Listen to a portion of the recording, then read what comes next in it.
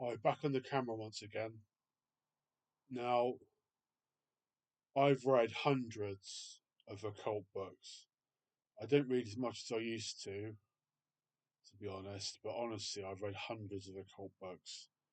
And I rate the Urantia book over and above all of the other books that I've read. Now, today's video, I want to talk about how the Urantia book flies in the face of a lot of things that are taken for granted in the Western mystery tradition and in the occult. And after this video, you might realise that the entire Western mystery tradition needs revising. There's a lot of things run counter to this book. Now, the first is reincarnation. There's this notion in the occult world, in the Western mystery tradition, that we reincarnate as human beings several times. In Hinduism, they also believe that you can reincarnate as animals and plants. I think in some Hindu traditions, you can even get reincarnated as a stone. The Urantia book tells us it simply isn't true. When you die, you either survive physical death and get a Urantia body, or you just cease to exist. It's one or the other. And reincarnation is definitely a theme in Thelema. Like if you read Across the Gulf, I think it's called Across the Gulf. I'm a bit rusty when it comes to Crowley, but I believe that it's called Across the Gulf, where Crowley talks about previous incarnations. Crowley himself claimed to be the reincarnation of Edward Kelly and Eliphas Levi. If I'm pronouncing that right, I think it's Levi or Levi. So yeah, reincarnation, a fundamental aspect of the Western mystery tradition that is contradicted by the Urantia book. Another thing is this idea of a flood. The Urantia book tells us quite emphatically that there was never any such thing as a universal flood, except for when the whole planet was covered with water before land emerged, basically. So at one point, the whole world was surrounded by water, but ultimately, once land emerged from the sea, there was never a complete subsidence, a complete flood. Although there were many inundations, there were many floods and risings and settings of the ocean over many millions of years, but there was never a universal flood. Another thing in the occult world is this notion of heaven and hell. This idea that when you die, if you've been bad, you're going to go to hell. And this idea of hell is quite rife in a lot of left hand path occult traditions, where they literally want to go to hell because they think it's going to be a party. Okay? So there is no heaven, there is no hell. There are architectural worlds that you can travel from sphere to sphere across as you begin a paradise journey upwards and inwards. So that there are places that are paradisiacal. There's no such thing really as this Christian notion of heaven and hell. And like a lot of Christian notions, this carries on to the Western mystery tradition. So when you die, if you've been badly behaved, you won't go to hell, you'll just cease to exist. It will become as though you never were, basically. Another thing in the occult world is this idea of demon possession. Now, the Urantia book tells us quite emphatically again that there is no such thing as demon possession since Caligastia was shorn of all his problems. Now the rebel midway creatures have been interned in the mansion worlds of Jerusalem. They might have been disposed of by now, I don't know, but and, of all the things that I've talked about so far, this is the fourth thing I've mentioned on my little list here. When the Urantia Book says that demon possession doesn't exist, I've experienced things that would actually suggest otherwise. Like I've heard a woman when I was in St Anne's Hospital in Haven Ward, a woman screaming from one of the bedrooms in the female ward, and she did sound demon possessed. Maybe she wasn't. I don't know for certain, but she certainly sounded like she was. But according to the Ranch book, anyway, demon possession can't happen anymore. Caligastia has been shorn of all power on Urantia. He's no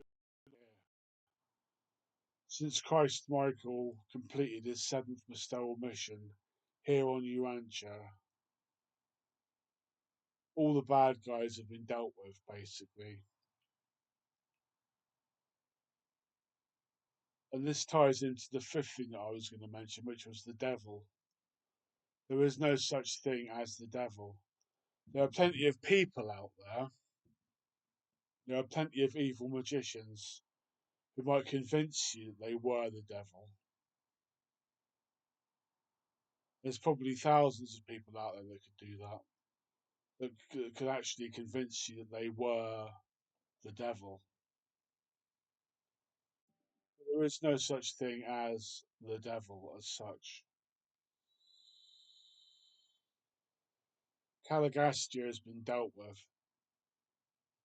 He's been dealt with. He's if he hasn't been disposed of by now,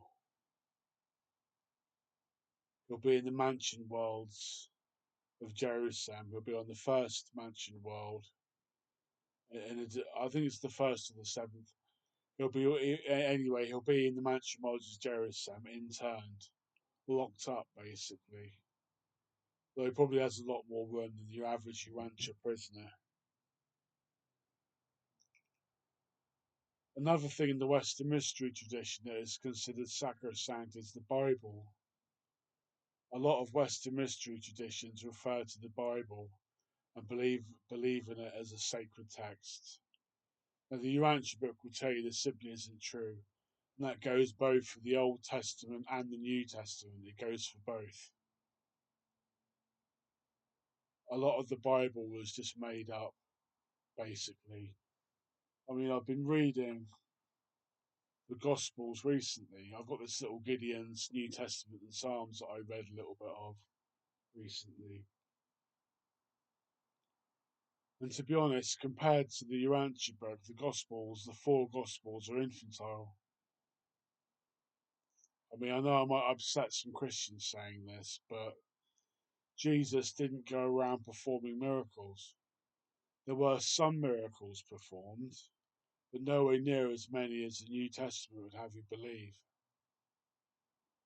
And it's not just Christians that refer to the Bible as a sacred book. It's many other mystical traditions that will refer to the Bible, but it's made up. Even the five books of Moses are made up. You know, the Old Testament was written as a secular history of the Jews.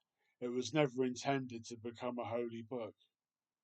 The people that wrote that book basically wrote something to bolster the dwindling Jewish sense of national solidarity. That was basically all it was all about. The other thing the Urantia book goes against is metaphysics. It says that metaphysics is the abortive attempt of the limited human material mind to bridge the gap that is there because of the lack of Morontia insight. It basically says that metaphysics is ultimately futile. And under metaphysics, I would include the Kabbalah. So, according to the Urantia Book, the Kabbalah is an exercise in futility. I kind of find that hard to believe as well. I'm just basically going with what the Urantia Book's saying. I don't think the Kabbalah is completely futile. I think a lot of it makes sense. But ultimately, this book says that metaphysics is a shot in the dark. It's a waste of time. You might as well focus on something more realistic. So under metaphysics comes the Kabbalah, most certainly. The Kabbalah is a metaphysical system, or set of systems. There's a couple of other things in the Urantia book that are not necessarily to do with the Western mystery tradition, but they're still common myths. And one is the missing link, this idea that in human evolution there is a missing link in the skeleton record and in the fossil record. But the Urantia book says quite clearly that the missing link will never be found because it never existed. The other thing is the extinction of the dinosaurs. They try and make out that the dinosaurs became extinct, like what is it, 65 million years ago or whatever, and that nobody knows why. This book will tell you quite clearly that the dinosaurs died out because they basically starved to death, and that their brains were too small to control their bodies. That in some cases, it was brains only weighing a few ounces for a body that weighed 40 tons. So the dinosaurs basically starved to death. So yeah, if you read the Urantia book, we realise that the whole Western mystery tradition is based on outmoded concepts, and a lot of it needs revision because these people are basically labouring under illusions. They're basically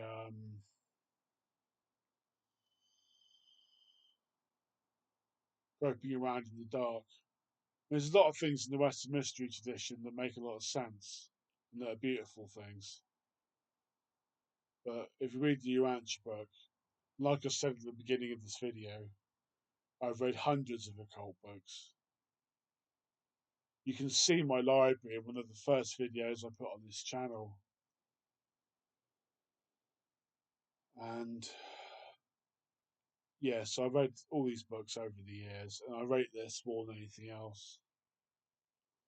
Well, I have read it so much now that it's starting to become a bit of a drag. I might start reading something else soon. There's a 13.5 minute video. Thank you very much. I'm going to watch this through and upload it. Thank you very much.